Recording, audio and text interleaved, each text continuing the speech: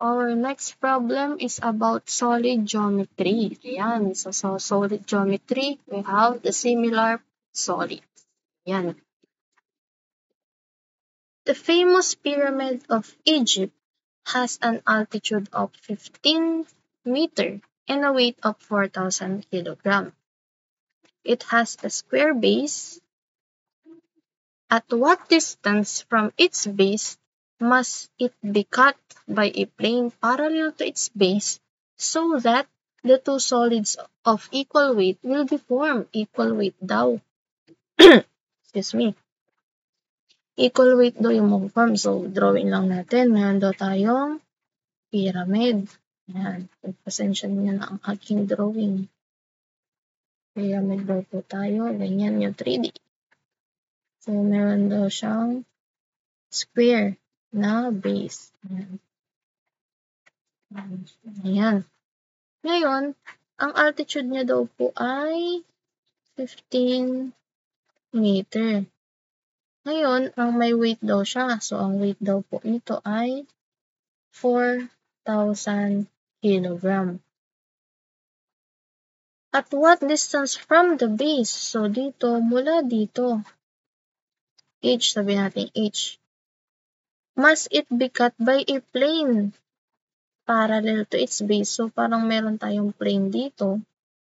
Iba na lang natin yung kulay. Sabi natin yellow. Ayan, may plane daw po na magkakat sa ating pyramid. Ayan. Para ma-imagine yung plane na yan. Ayan. Ayan yung plane. Kakat niya po yung pyramid natin. Ayan. Try natin i-2D. 2D. Ayan, meron po tayong triangle. Kapag 2D siya, triangle siya, di ba? And meron tayong ayan. Ngayon, kapag kinat yun, meron daw tayong equal weight. So, kung yung total weight is W, magiging W over 2. Then, W over 2. Ayan.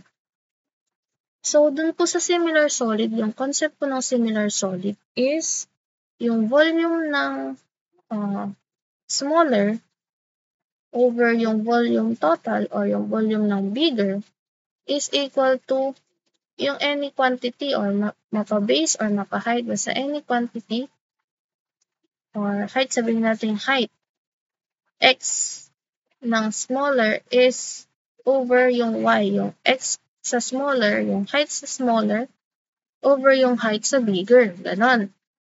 Consider ko na lang siya as x and y. And naka-cube po siya kapag volume. Kapag po area, naka-square lang siya. Kasi any side to, any variable sa ating solids. Ayan. Pwede, kung base naman yung kino-consider, halimbawa, meron tayong triangle. Tapos may maliit na triangle. Pwede itong base, x tapos yung y.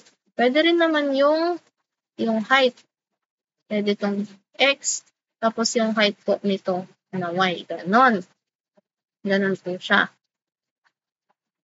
Sa any quantity na parehas po dapat, ha? Ayan. Ngayon, so dito, ang volume po, according po sa ating mga knowledge, ang weight po is equal to gamma volume. Ayan, gamma volume. So, since same material naman po ito, kinati lang naman natin, ang ating gamma is same. So, ibig sabihin kapag i-plug in po natin dito, gamma plus yung volume ng volume pala yung given. So, volume is equal to weight over gamma. Plug in lang po natin dito na si weight ng smaller over gamma over yung weight po ng total over gamma o yung big. Sabi natin yung total. Maka-cancel lang po yung gamma. And then, again, x and y cube. Maka-cancel lang po yung gamma. Ano ba yung weight ng smaller? Diba, half na siya. So, magiging weight over 2 over yung weight ng bigger, yung bigger figure po natin, which is yung total weight na W. equal to, ano po ba yung height na kinoconsider natin as sa x ay kinoconsider natin sa mas maliit? Diba ito po siya? Ayan. Hindi po pwedeng itong sa h kasi hindi na po sila similar solids na kan. Ayan. Bali, ito po ay 15 minus h. Bali, ang x po dito sa 15 minus h over yung total po, yung bigger. So, 15 cube. Ayan. Cancel lang po yung dalawang weight po natin. Ayan. So, magiging 0.5 and then i-cube root na lang po natin ito para makancel yung cube.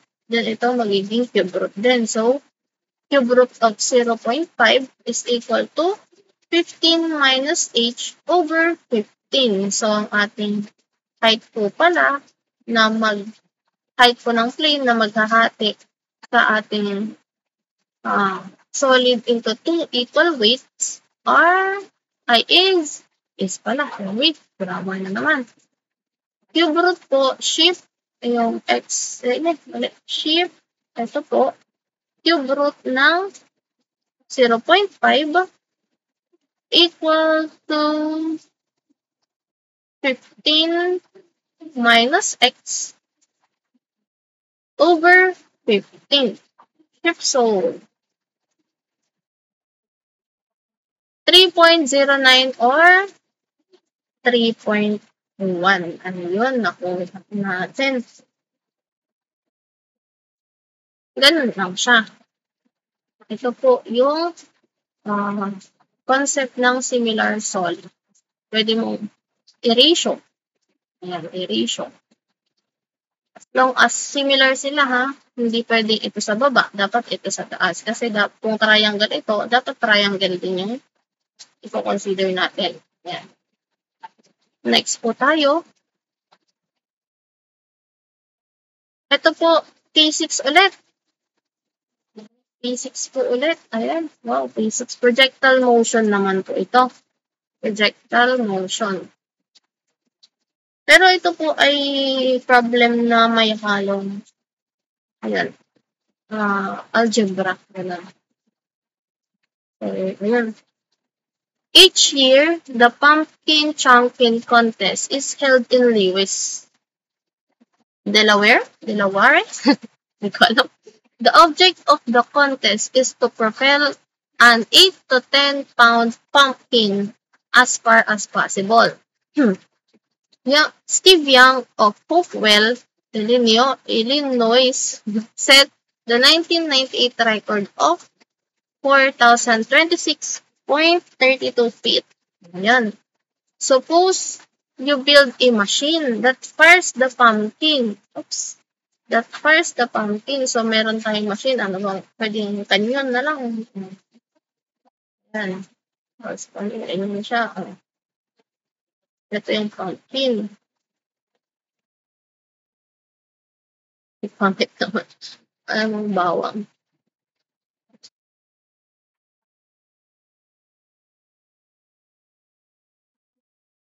Bura na lahat. Ayan. So, merong yun na lang. Ito lang ba? Meron daw tayong pumpkin. Ayan. Kapag yan. So, siyempre, kapag pinar yan, magkakaroon tayo ng projectile motion. Ayan. So that at height 124 feet after 1 seconds daw. So, sabi natin 1 seconds, andito na siya. Ito daw ay Ft is equal to 1 seconds. Ang height na niya ay, andito na daw siya. 124. And then, the height at 3 seconds is 272. Ayan, so tumaas pa siya. Ayan, kunwari yan si pumpkin. 272 naman. 272 at t is equal to 3 seconds. And height at 8 seconds is 82 feet daw. So, bumaba na siya. Ayan. 82 feet na lang daw ito. 82 feet. Naka-feet ito. Niloloko ko ang ating pen. at t is equal to 8 seconds.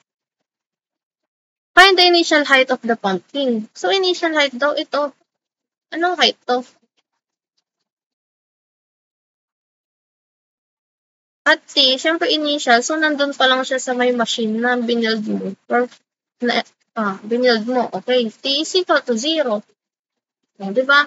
Alam natin yung path nito ay parabolic. So, ano ba yung equation ng parabolic natin? Parabolic equation natin, diba? Ax squared plus bx plus c is equal to 0. May square siya kasi parabola. Ngayon, meron naman tayong power of calculator. Pero sa calcu, dapat alam natin na yung kung paano sinusulat yung equation is a plus bx plus cx squared. Baliktad siya kung sa calcu. So, since meron tayong 3 points, 1, 2, and 3, kasi kailangan natin ng tatlong points kasi tatlo yung ating unknown. Pwede nating gamitin yung calculator natin. Punta lang po tayo sa mode 3, 3. Ayan, mode 3, 3 daw. Calcu. Ayan. Maximize natin yung gamit ni calcu. Ito tayo sa mode 3, 3. Ayan. Ulit nga. Mode 3, quadratic. Ayan, quadratic. Kasi quadratic siya. Mode 3, 3. Ayan, kailangan natin ng tatlong points. Ano ba yung point 1? Let x time and yung y po natin yung height. So, at t is equal to 1, ang ating height is 124. At t is equal to 3. Ayan. Ang height po natin ay 272. And at 8 seconds, ang height na po ay 82. Ayan, kompleto na. Tatlong points. So, calc apps. Regression. Kunin lang po natin si regression apps. Regression at t is equal to 0, y hat. Ayan. Ibig sabihin, at t 0, ano yung height niya? Ngayon. So, we're going to get the 6. Sige, ayan, yung y hat. At time 0, ano yung height niya? 2. 2 feet daw po yung height niya at time 0. Kasi initial height of the pumpkin. Ano yung height niya at initial point? Ang initial point natin is at time 0. Ayun. Yun po yung ating physics problem.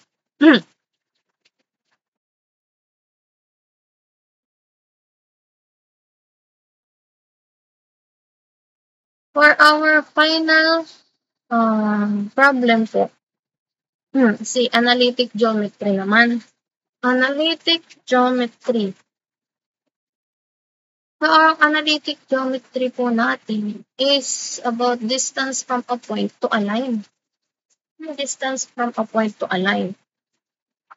So, alam natin na ang formula po ng distance from a point to a line is d is equal to yung linear equation po natin na ax plus by plus c over Pythagorean. Yan, Pythagorean. A square plus b square. Ayan, yung mga coefficient po ng ating variables.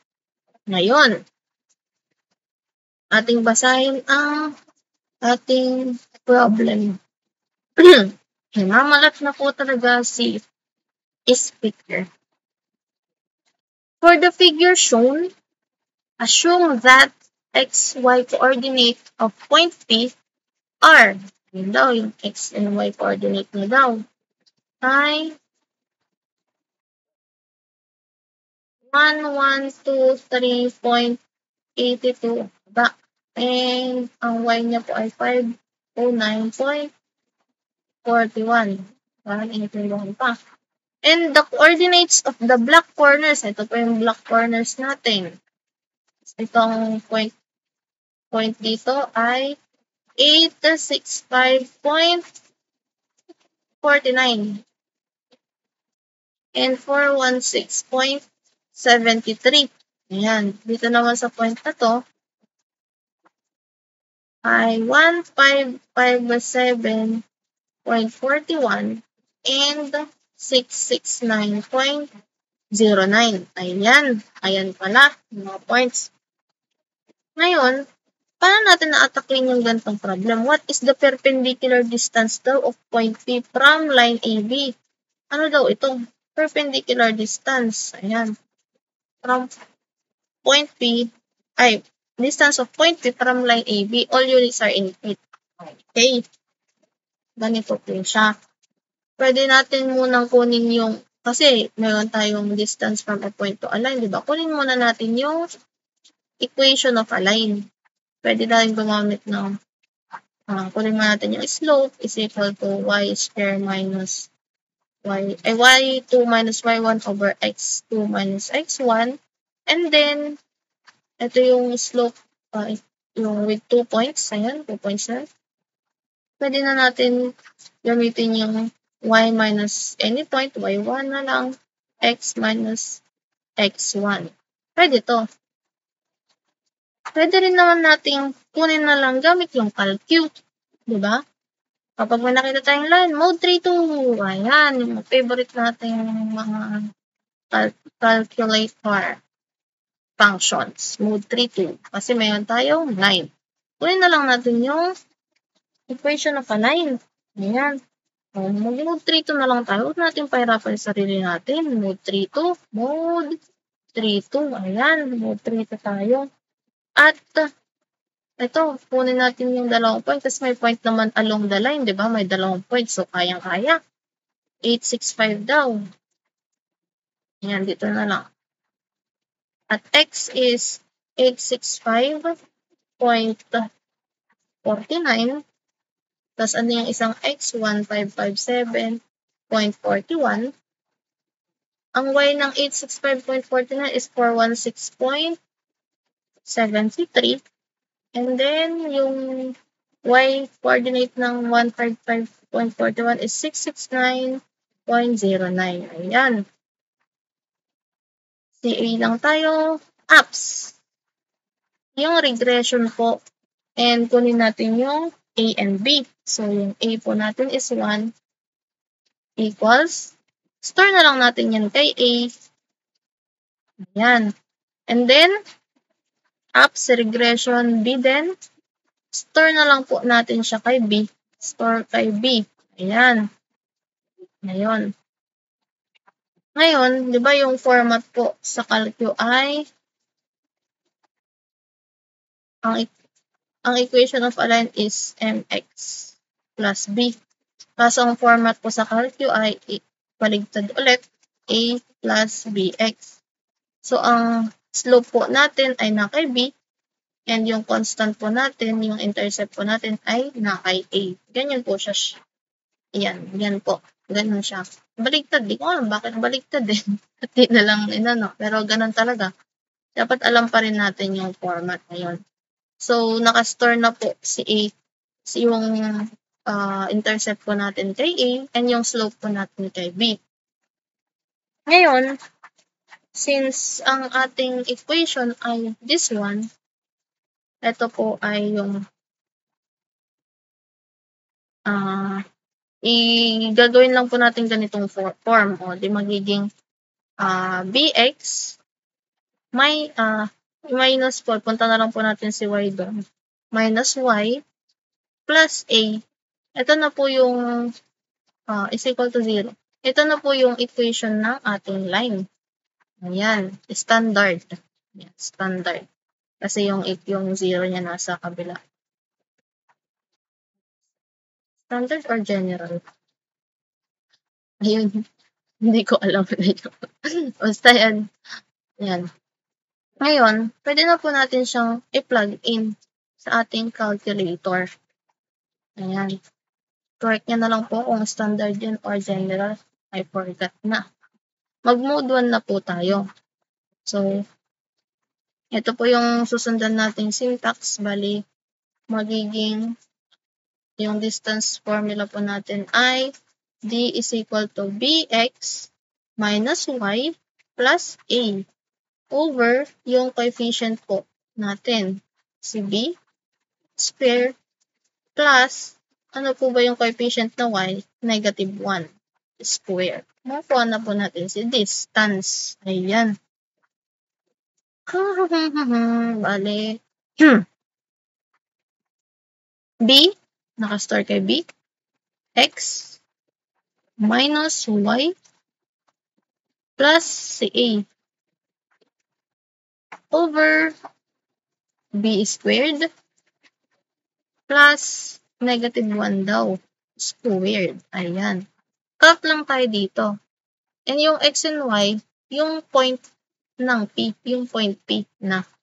Okay. So, ang b natin, nakastore na yun. Okay na yan. Ang x po natin ay 1123.82. Pangit yung sulat ko dun eh. 1123.82. And yung y po natin ay 509.41. Equal. Si A, nakastore na yan. Ang ating sagot po ay 1.446. Bale po ang ating distance dito ay 1.446 feet or approximately 1.45 feet. Ayan. Diba? Pwede nating gamitin si Calcu. Kung sa manual naman, ganito yung magiging flow. Kunin mo yung slope. And then, kukunin mo yung equation. And then, sa equation, nakuha mo yung equation na ganito yung form, mx plus b, pwede mo na siyang i-plug in dito sa distance formula. Ang kagandahan lang sa Canon or sa Casio calculator natin, kapag may line, kukuha ka ng equation of a line, pwede mo nang makuha using mode 3-2. So, ayan lang po yung ating part 2 of the refresher in MSTC. Ayan. Thank you. And sana po marami po kayong natutunan na mga techniques and kung paano po atakihin yung mga problem natin. So, yun.